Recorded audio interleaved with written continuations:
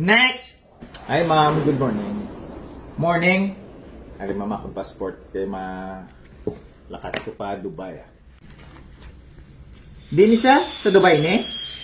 Yes ma'am, Dubai. Palantaw sa ticket mo? Arat naman. Opo da.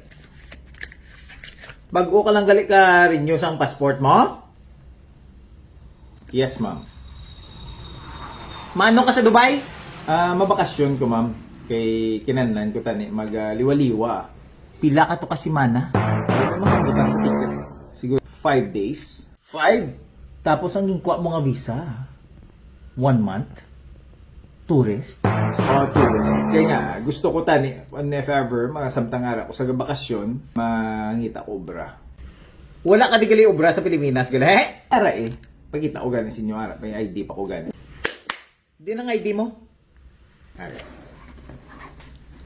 Kag magwa-gwa kaya? Kung may obra ka man lang gali sa Pilipinas? Wow! Siyempre, ma'am kapangita, mantas ang do greener pasture, balaw. Kaya di, siyempre, makapamilya ko. Kailangan ko man sa dakong income. Pila lang mo nga pocket money?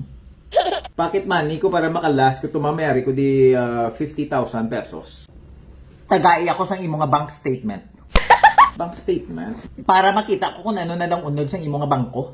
Wow! Okay. Sabi mo. Pila ni? Harda may 50,000 pesos. Kung nga pocket money, 70,000 sa bangko ko. Di kulang ni siya to. Kulang ni siya. Kamahal nga daan sa Balaklon sa Dubai.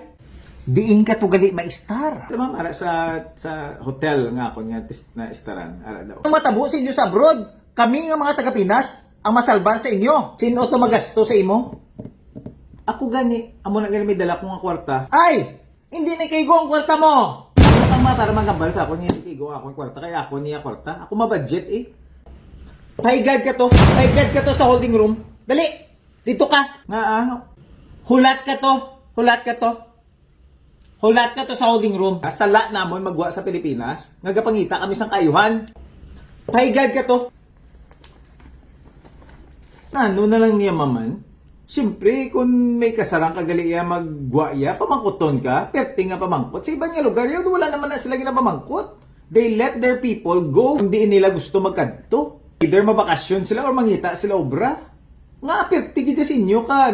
I don't see any reason nga ginobra nyo ni Samon. Ano, hindi nyo na pagpunggan, hindi nyo na tani pag-prevent sa mga tao nga gusto maka-achieve sang ilang nga potential sa gwa. Ano, hindi nyo na pagpunggan, ma'am?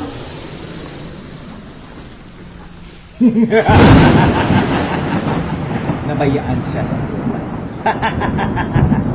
One offload. Yes.